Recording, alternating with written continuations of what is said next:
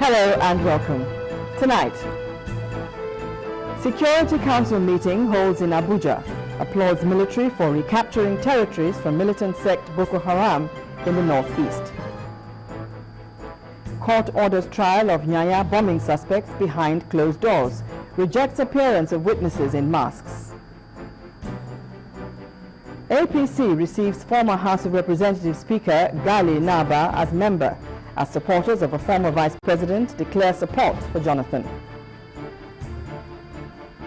And millions of Israelis vote in what is believed to be a close fight between Prime Minister Benjamin Netanyahu's Likud party and the center-left alliance. On Business News tonight, Nigeria's inflation rate for February rises by 0.2%. While on sports news, brilliant display of football artistry and a flurry of goals as the Lagos preliminaries of the 2015 Channels Kids Cup begin.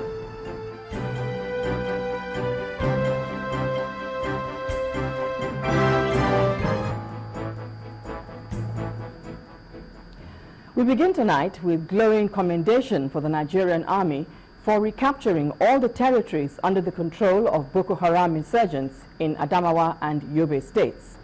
And the accolades came from today's Security Council meeting presided over by President Goodluck Jonathan. Following the latest feat in the efforts to flush the militants from the northeast, the federal government expressed renewed confidence in the armed forces. State House correspondent Chukwuma Onwekusi reports. The elections are up in just a matter of days, all things being equal.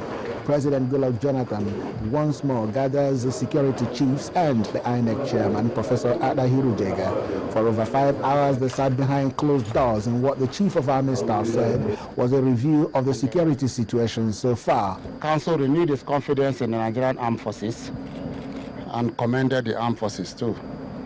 And of course, you know that Yobe and Adamawa states have been liberated completely, and we'll look forward to the restatement of structures of government and of governance. And I'm also sure you know that in Borno State, out of the 27 local governments, we have 3 local governments remaining: Abadan, Kalabalge, and Goza. And we're optimistic that with time, we'll liberate those local governments. The INEC chairman left the meeting without any word to the press, but on whether the cleaning of the troubled areas can be accomplished before the 28th March date set for the presidential elections, the army chief said that INEC will have to re-evaluate the areas before taking decisions.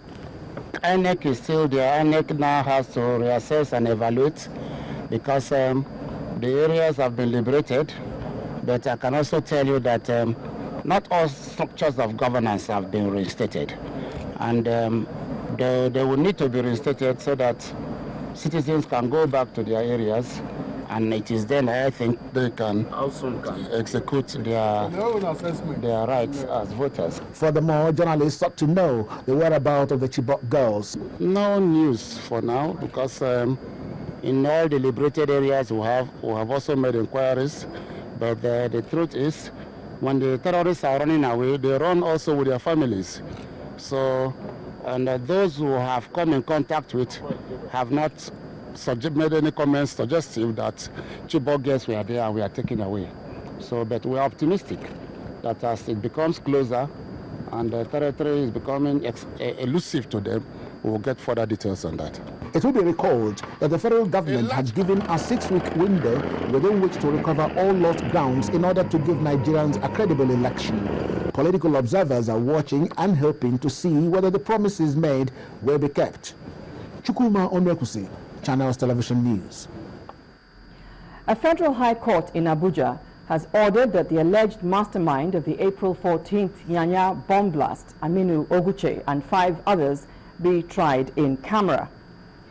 Justice Ahmed Mohammed, who gave the order, also allowed the prosecution to use aliases for the defense witnesses, but rejected an application for the witnesses to be masked.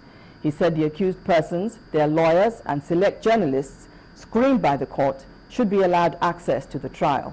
Our correspondent, Amaka Okafor, reports. At the resumed trial of Aminu Oguche and 5 others accused of carrying out the April 14 Nyanya bomb blast, which claimed over 76 lives, the prosecution applied to hold the trial in camera to protect the witnesses in the case. The prosecution also wanted the court to allow the witnesses be masked to prevent a breach of their personal safety. The Director of Public Prosecution told the court that the nature of the case for which the accused are standing trial is sensitive and there is the need to ensure witness protection so as not to expose them to danger. The defense lawyer did not oppose a camera trial. They, however, opposed the application for the witnesses to be masked on the ground that it is alien to Nigerian laws, and masking the witnesses will deny the defense the opportunity to properly examine the witnesses and violate the rights of the accused persons to fair hearing. Well, the prosecution wanted their witnesses to be protected from the public, and that in giving their testimony they should be allowed to wear some kind of a device, by maybe mask. And we don't mind excluding members of the public generally, but that preventing us from seeing their faces when the circle is already limited, the audience is already limited, and the judge agreed with us that wearing of mask will not be allowed.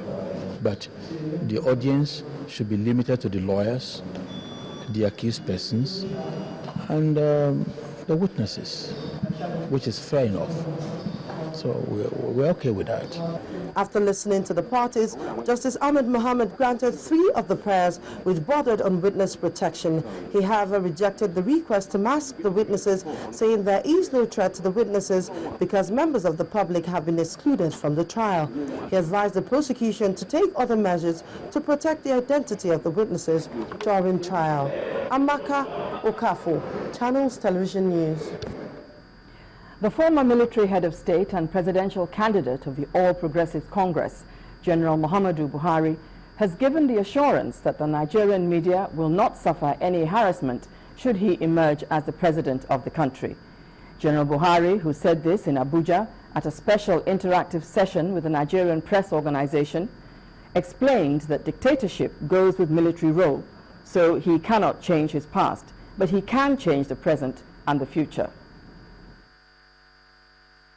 I want to give you my full assurances that in this democratic dispensation, I will ensure that Nigerian constitution is upheld.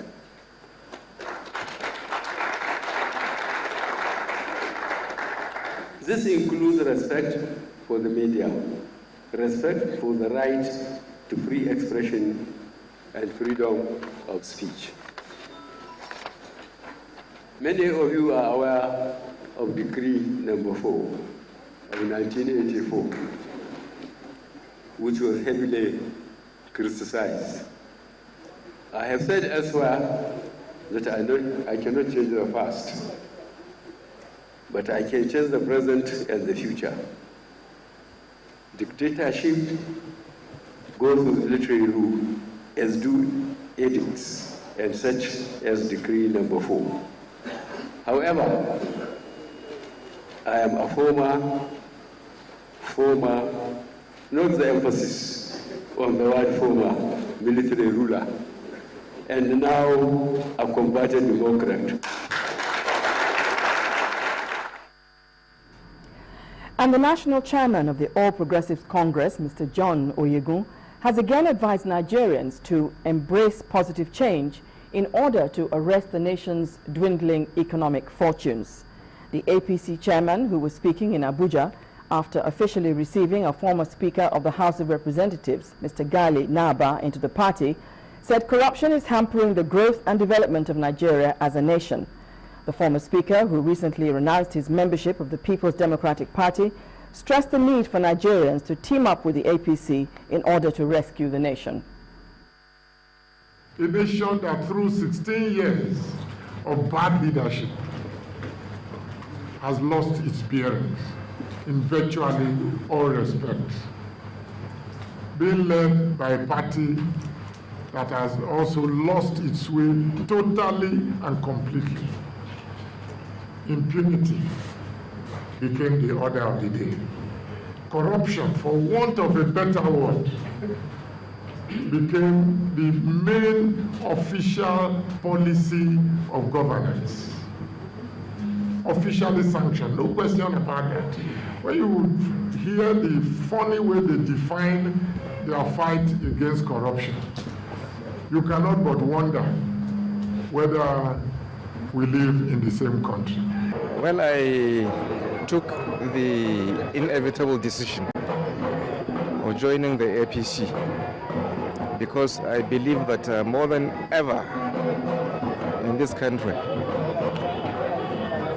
Nigeria desires change in its leadership, and PDP cannot and should not be allowed to continue to govern this country.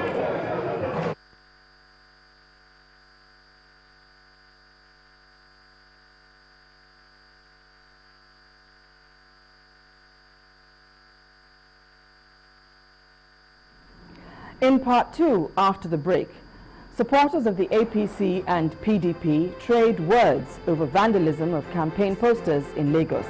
Do stay with us.